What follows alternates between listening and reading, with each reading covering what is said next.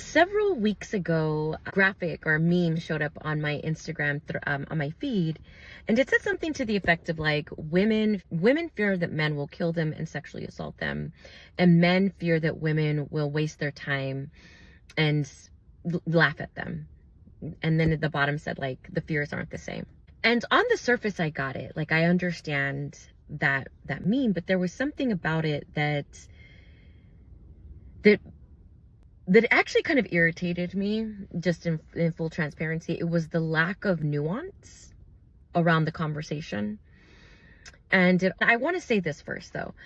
I am a survivor of sexual assault. I've been assaulted twice. The first time was with a stranger, and I'm certain it was the date rape drug.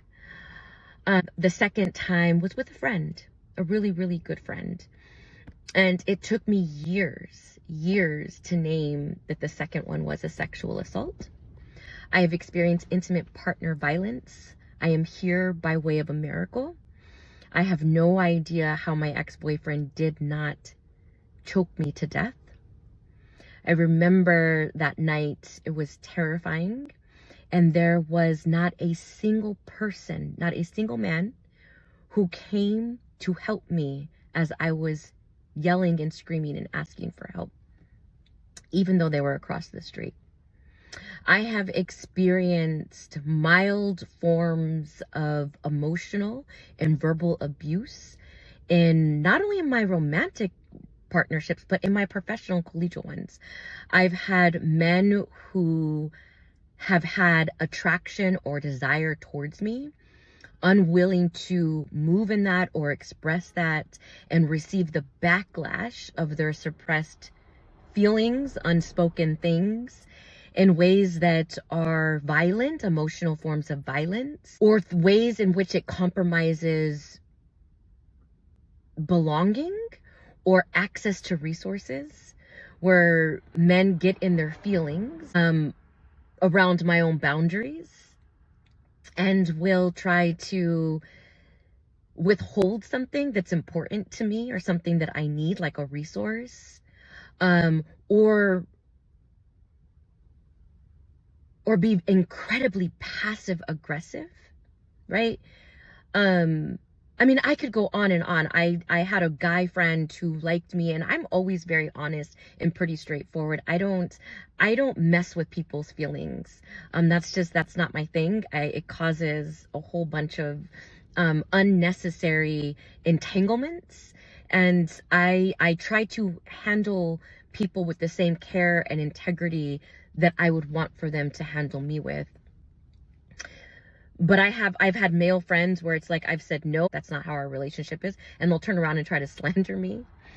And so I am a survivor of sexual assaults, intimate partner violence, the emotional abuse of men who are trapped in their shaping around patriarchy. So I get it.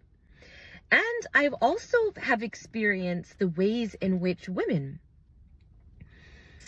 are shaped by these same systems of domination, extraction, possession, right? Like competition, in the same ways of this like hyper toxic masculinity. And I've also been in relationships with women who have shrunk, made themselves small, capitulated to forms of violence so that they could meet other needs around safety, belonging, and dignity. It is complicated. It is complex and complicated, and it is deeply nuanced. Patriarchy and sexism, no doubt, is an absolute violence to women.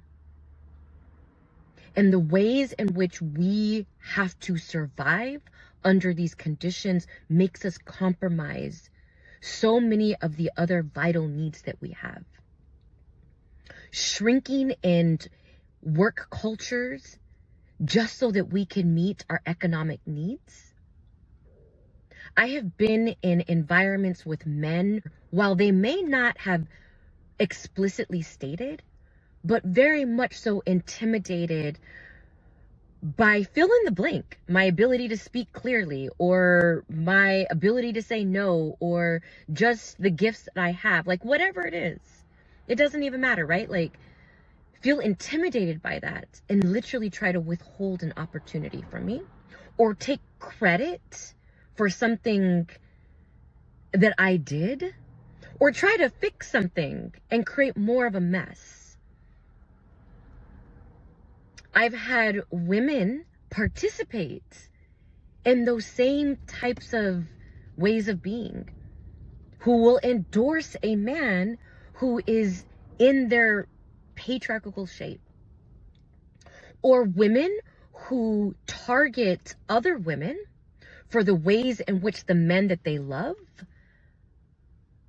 have cheated on them emotionally, physically, sexually, whatever it is. And instead of addressing that with the man, they target the woman. So I think I say all this to say is that, like, so going back to that meme, my response on the comments was that if we don't have more nuanced, more complicated conversations and sit with the ambiguity and the multiple ways that these harms affect women and men, not just with their physical bodies, but with their financial resources, with their connections to belonging and relationships and access, and the ways in which these same systems shrink men in their dignity and expand them in their sense of power or domination, where they take up more space in ways that cause harm, as opposed to taking up more space in ways that invite them into vulnerability, into honesty, into transparency, into being able to receive constructive feedback about ways to outgrow their shape and to grow into a different way of being. I think that there is a part of me, two things, I think. There's a part of me that longs for a world where we can have these nuanced, complicated conversations about the ways in which patriarchy and sexism shape all of us. There's a part of me that really longs for men to have as much urgency and discipline and agency and ambition in interrogating, excavating the ways in which these systems of domination have shaped them, have formed them, even dictate how they relate to other people and themselves. I wish that they had that same urgency that they do with their commitments to their vocation and their professional in doing their own internal healing, transformative work. I want to see men have that type of energy in healing themselves so that they can be in better relationship with themselves and the women around them. And I guarantee you, if they had that type of energy, the world that we live in today would be very different. But here's the thing, is that in the same way that whiteness and anti-whiteness or anti-racism requires that white people recognize the privilege and the benefit that they get and what they will lose if they stop participating in it, it's the same thing for men in patriarchy. You benefit, you get something from it. I've literally sat across from a man who is literally, the words are coming out of his mouth and he's staring me in the eyes and he's taking credit for the work that I have done. And he benefits from that. He benefits from that, from accolades, an increase in pay, positioning himself as superior or smarter or better. That's a currency for him.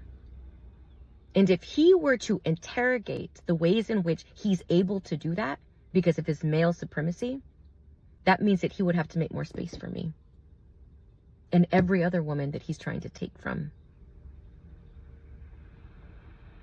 So while we are in this time where all of what has been done in the dark is coming to the light, with the men and the rape academy, the Epstein files, the murdering of Black women, as all of these things are coming to light and coming to the surface, we're at a critical moment where I think that if we can hold this with nuance and complexity and allow us to be in what we would call in somatics a somatic opening, which is where the old ways of being are being challenged, being disrupted. There's an internal kind of chaos and disorganization that's happening as we're trying to find our way out of what is no longer working. If we can hold that with complexity and nuance and curiosity and honesty and transparency about the multiple ways in which we have all been harmed and we continue to be harmed, I think we'll find our way out of this. I really do. It is hard, it is uncomfortable, it is challenging. But if we can do the honest work of being honest with the ways in which we participate and give back what is no longer ours to hold to the men that need to hold it, and for women to also do the work of like, how have I participated? Hear me when I say this. I am not talking about victim shaming. If you are violated in any way, that is the responsibility of the man or the person who has caused the violence. They need to own that. That's not what I'm talking about. But there are other ways in which we also participate in this. We are all complicit. I had a conversation with a friend just the other day, and I think that this is where I'm going to wrap up, where we were talking about this conversation around like not all men. And I get that not all men are part of the 62 million who were looking for ways to rape their partners, who trust them. Not all men do that, right? But all men have been shaped by the same system that allows those men to do those things. In the same way that, like, when we talk about our anti-racism, all white people are complicit and earn something from that. Even the ones that are doing the work. Even the quote unquote good white people, whatever that means. So there are no good and bad apples in this scenario. We are all drinking from, swimming in, breathing the same air. All of us. So while there are men who may not be predators and pedophiles, all men have been shaped by this system. And you didn't unlearn that by not having been taught something. By not having been challenged by somebody that said, hey, the way you're behaving is not appropriate. Maybe it was a mother figure. Maybe it was just life and its circumstances that finally just wore you down. But every man, whether you participated in it or not, are complicit in it. And it is part of your responsibility to heal the harms that have been caused. And so I hope that we take this moment as a moment where we can do some like deeply transformative work if we have the will and the courage to approach this with honesty and transparency and a heart of curiosity, a willingness to transform from the inside out. All right, good people. Sending so much love, light, and warmth and big hugs to all of those who need it right now.